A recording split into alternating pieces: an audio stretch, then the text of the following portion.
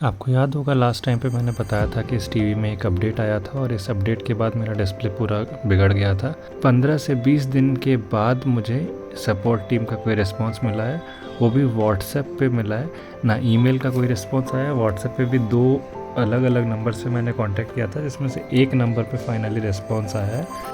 और ये देखिए, ये रिस्पांस है, एक पीडीएफ उन्होंने मुझे भेजा है। उस पीडीएफ में ये लिखा हुआ है और ये इंस्ट्रक्शंस मुझे फॉलो करने हैं। आप खुद ही पढ़ के देखिए कितना क्लियर है। आप इस पीडीएफ से आप ये जो लिखा हुआ है आप इससे क्या समझ रहे हैं। मुझे बहुत ज़्यादा तो समझ में नहीं आया था, फिर भी मैंने कहा चलो ट्राई करके देखते हैं। और ये ट्राई करने से एक्चुअली रिज़ॉल्व हो गया।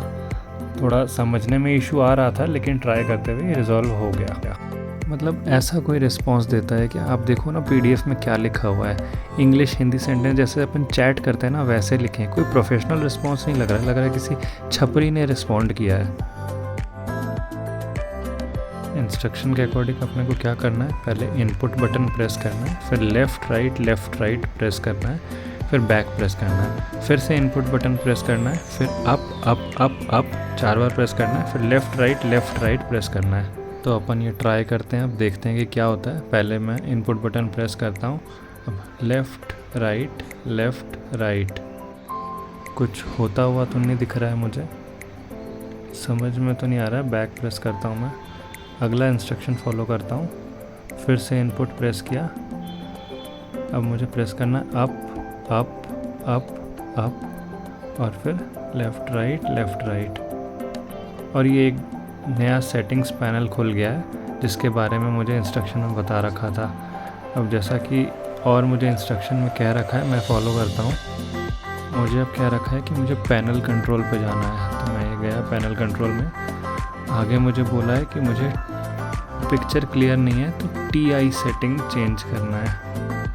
TI मोड अभी 0 पे है, मैं उसको चेंज करके देखता हूँ। I have no clue what does TI mean, क्या होता है TI कुछ पता नहीं है। चेंज करके देखता हूँ, इसको 1 पे चेंज कर दिया और ये डिस्प्ले क्लियर आ गया, जैसा कि उन्होंने कहा था डिस्प्ले आ गया है। अगला उन्होंने बोला है कि अगर मिरर हो जाए तो ये 0101 वाला खेल करके देखना है। तो इसको चेंज करने पे एक्चुअली मिरर हुआ है, मैं इसको दोबारा चेंज करता हूँ, अब सही हो गया है। अब मैं बैक जाता हूँ और फिर से अब इसके टीवी की फंक्शनैलिटीज़ चेक करता हूँ। And my TV is back. मेरा updated TV with updated software ready है यूज़ करने के लिए। ये देखिए, ये कुछ नया फीचर इंट्रोड्यूस किया है न्यू अपडेट में। ये एज अ स्क्रीन सेवर चलता रहता है, कुछ ना कुछ इसमें न्यूज़ या फिर कुछ दूसरे आइटम सजेशंस आते रहते हैं।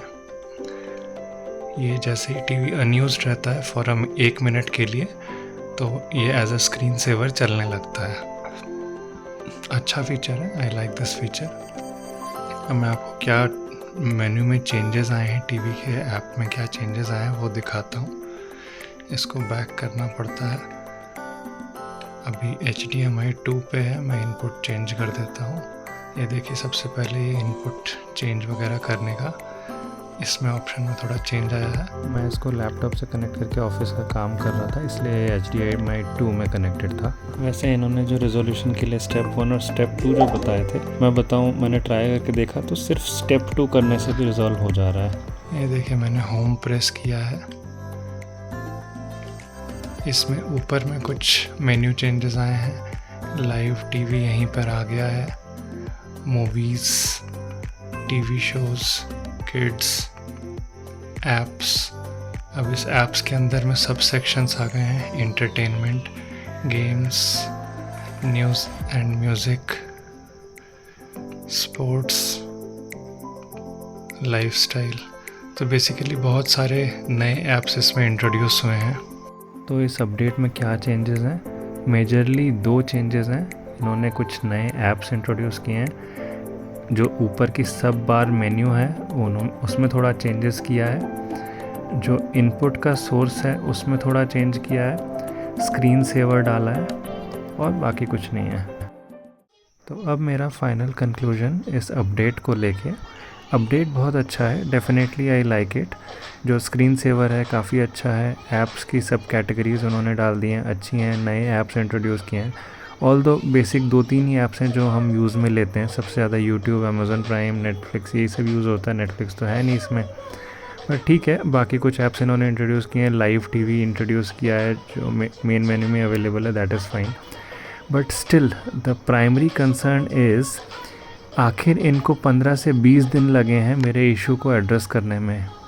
ये बहुत लंबा टाइम है, इसके लिए आई डोंट थिंक सो कि वेट करना इतना वर्थ है, और किसी भी सपोर्ट टीम को इतना टाइम लेना चाहिए, ये अनजस्टिफाइड है।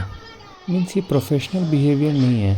आप 20 दिन से कंप्लेंट डाल रखे हो, इतने सोर्सेज में आपने कंप्लेंट डाल रखे हैं, ईमेल पे कंप्लेंट डाल रखा है, व्हाट्सएप पे कंप्लेंट डाल रखा है, चैट पे कांटेक्ट करने की कोशिश कर रहे हो, बट इनका कोई रिस्पांस नहीं आ रहा है। ये प्रोफेशनल वे नहीं है, this is not professionalism. I don't think this is something justified. आप 20 दिन से रीच आउट कर रहे हो, आपके पास कोई रिस्पॉन्स ही नहीं, आपको मालूम भी नहीं है कि ये रिस्पॉन्ड करेंगे भी कि नहीं करेंगे, ये टीवी ठीक होगा भी कि नहीं होगा, कि मैं इसको कचरे में फेंक दूंगा। सो ऑल दो मेरा इशू रिजॉल्व हो गया है अभी के लिए, टीवी की क्वालिटी अच्छी है, बट इसको सपोर्ट के लेके मैं फिर भी आपको रिकमेंड नहीं करूँगा। मैं आपको यही सजेस्ट करूँगा, आप 1000-2000 और एक्स्ट्रा डालो, आप एक बढ़िया ट्रस्टवर्दी ब्रांड का टीवी ख़रीदो जिसमें आपको मालूम है कि आपको सपोर्ट मिलेगा, आपको इस तरह के इश्यूज़ नहीं आएंगे।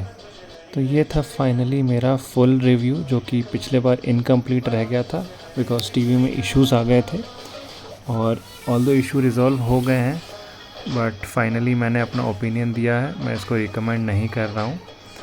इसके साथ ही मैं इसका ये रिव्यू और अपना फीडबैक और अपना सजेशंस यहीं क्लोज़ करता हूँ। आप बताइए आपको ये डिटेल्ड फीडबैक और एनालिसिस कैसा लगा। Thank you.